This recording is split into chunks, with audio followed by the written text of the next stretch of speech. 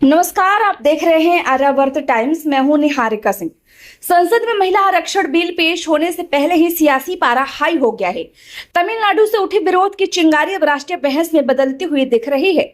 मुख्यमंत्री MK. Stalin ने परिसीमन प्रस्ताव की कॉपी जलाकर केंद्र सरकार के खिलाफ मोर्चा खोल दिया है। सवाल यह है, क्या महिला आरक्षण के नाम पर सियासी समीकरण बदलते जा रहे हैं और क्या दक्षिण बनाम उत्तर की नई बहस शुरू हो गई है? संसद के विशेष सत्र से ठीक पहले तमिलनाडु में सियासी बवाल तेज हो गया।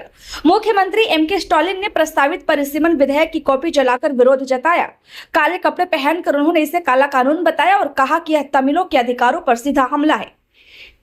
स्टालिन ने सोशल मीडिया प्लेटफॉर्म एक्स पर पोस्ट करते हुए लिखा कि यह कानून तमिलनाडु को राजनीतिक रूप से कमजोर कर देगा। उन्होंने चेतावनी दी है कि जैसे हिंदी विरोध आंदोलन तमिलनाडु से शुरू होकर दिल्ली तक पहुंचा था, वैसे ही यह आंदोलन भी केंद्र की नीतियों को चुनौती देगा।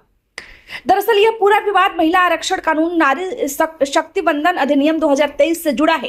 केंद्र सरकार लोकसभा चुनाव से पहले इसे लागू करना चाहती है, लेकिन इसके लिए परिसीमन यानी सीटों के पुनः वितरण की प्रक्रिया जरूरी है और यही से विवाद शुरू होता है।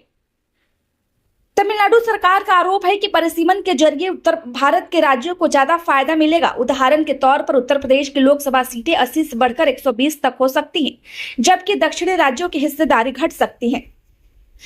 तिरुचिरापल्ली में मंत्री अंबिल महेश पोयामोझी के आवास पर भी काले झंडे लगाएंगे। उन्होंने आरोप लगाया कि केंद्र सरकार बिना राज्यों से सलाह लिए इतना बड़ा फैसला कर रही है, जो संघीय ढांचे के खिलाफ है। विवाद सिर्फ तमिलनाडु तक सीमित नहीं है। दक्षिण भारत के कई राज्यों में यह आशंका है कि जनसंख्या के आधार पर सीटें बढ़ाने से उनकी राजनीतिक ताकत कम हो सकती है। केंद्र सरकार की योजना के अनुसार लोकसभा सीटों की संख्या 543 से बढ़ाकर 850 की जा सकती है, जिसमें 815 सीटें राज्यों के लिए और 33 सीटें केंद्र शासित प्रदेशों के लिए होंगी। लेकिन विपक्ष का कहना है कि यह सिर्फ आंकड़ों का खेल नहीं, बल्कि सत्ता संतुलन बदलने की रणनीति है। स्टालिन ने लोगों से अपील की है कि वे अपने घरों पर काले झंडे लगाकर विरोध दर्ज कराएं। उन्होंने इसे तमिलनाडु के अधिकारों की लड़ाई बताया है। तो क्या महिला आरक्षण के बहाने देश में नई राजनीतिक रेखाएं खींची जा रही है? एक तरफ केंद्र सरकार इसे महिलाओं को सशक्त बनाने का ऐतिहासिक कदम बता रही है, वहीं दूसरी ओर दक्षिण के राज्य इसे अपने अधिकारों पर हमला मान रहे हैं। क्या उत्तर बनाम दक्षिण की राजनीति फिर तेज होगी? फिलहाल संसद का विरोध सत्र 16 से 18 अप्रैल तक चलने वाला है और इस दौरान यह मुद्दा और गरमाने के पूरे आसार हैं।